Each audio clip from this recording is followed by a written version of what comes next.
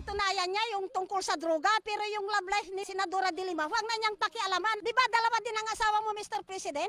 Siguro, kahit lalaki ka, immoralidad din yun dahil may asawa ka rin na iba. In front of the President, kung may tunay, I just have to qualify, tunay, totoo, na ebidensya. Senadora Leila De Lima, iginiit na mapapahiya lang si Pangulong Duterte kung ipipilit niyang sangkot ang senadora sa droga.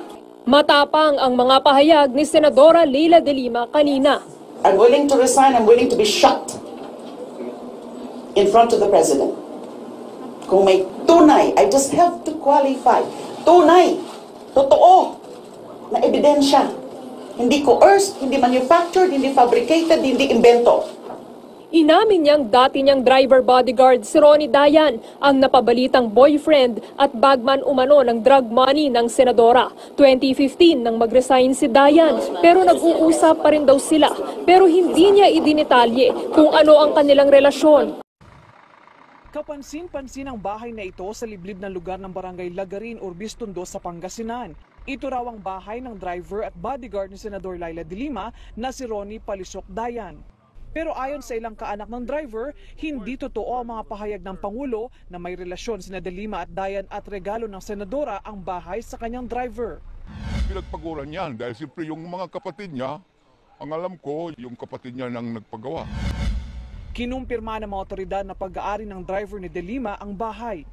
Ayon sa pagkakandak namin ng social profiling dito sa municipality ng Urbis, Tondo, ito yung bahay, itong bahay na ito is pagmamayari ni Ronnie Dayan. Tumanggi namang magbigay ng pahayag ang asawa ng driver ni De Lima. Napalapit po siya sa akin. Pero kung gaano man ho kalapit siya sa akin, paumanhin niyo po, hindi ko na muna po pwedeng, I don't want to touch on that muna po. Kasi personal po na bagay na yan. Ilang linggo na raw ang nakararaan, tumawag sa kanya si Dayan at humihingi ng tulong matapos makatanggap ng babala sa pulis.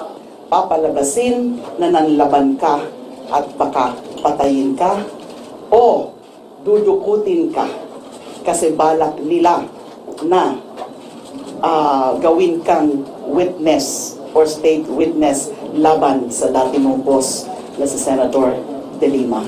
Sana ho wag nyo siyang galawin. Sana po wag nyo siyang damputin. Pwede nyo lang po siyang damputin kung meron kayong warrant of arrest. Itinanggi rin ng senador na may sex video siya. I noticed na every time I'm in the middle of something, a high-profile investigation, a high-profile case, linalabas nila yung so-called alleged sex video na yan. Magpapatext, blast sila. Sinisisi ni De Lima ang mga nagbibigay raw ng maling impormasyon kay Pangulong Duterte. Kaya nadadamay raw ang mga inosente. Mapapahiya lang daw si Duterte kung ipipilit ang bintang na nagkakanlong siya ng drug lord. Alam niyo po, mahal na Pangulo, alam niyo po, Chanso, kung ipipilit niyo po yan, akusasyon ninyo, alam niyo po, mapapahiya kayo dyan. At ayaw ko pong mangyari yan sa inyo. Hindi rin isinantabi ni De Lima na maaaring may galit pa rin sa kanya si Duterte, kaya tila napag-iinitan siya. I think he has not forgotten and forgiven me.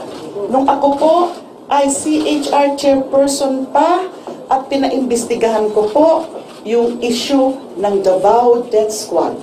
At dinala ko po yung CHRN Bank noong 2009. Pumunta po kami mismo sa Davao. That her driver herself, who was her lover, was the one also collecting money for her during the campaign.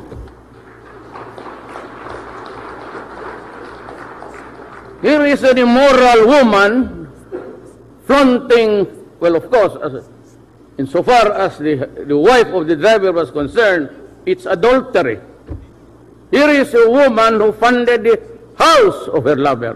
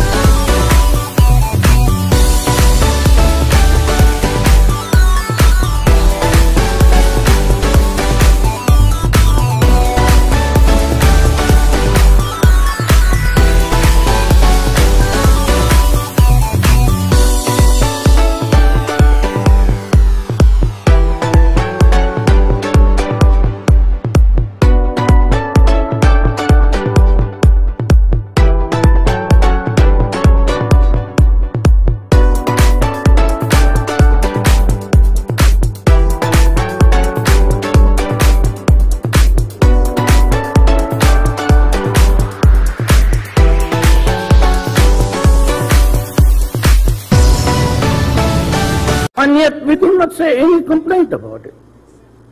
Those money came readily from drugs. The intercept between Muntinlupa and the driver were far beyond making sure that somebody was involved. But in fairness, I would never say here that the driver gave the money to her. But by the looks of it, she has it. Ang kapahirap dito. Namumulit ka posturing when you yourself has a very sordid personal and official life. How does one defend oneself when the attacker is immune from suit? Tao lamang din po ako na nasasaktan, natatakot, at nag-aalala rin para sa aking pamilya.